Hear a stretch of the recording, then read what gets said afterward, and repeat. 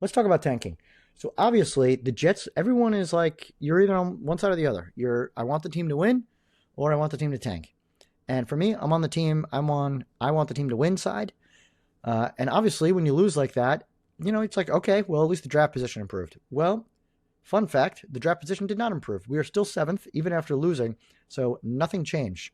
But the good news is a bunch of teams shuffled around underneath us, which make it a little bit easier for us to move ahead of them in the draft order as the weeks go on. Now, the really big news this past week.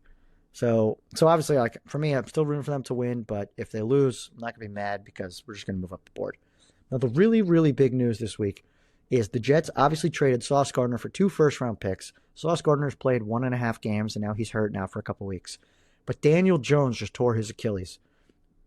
The Colts are in a downward spiral. I think they've won 1 game since that Sauce trade and are now 8-5. They're on the outside looking in terms of the wild card slot.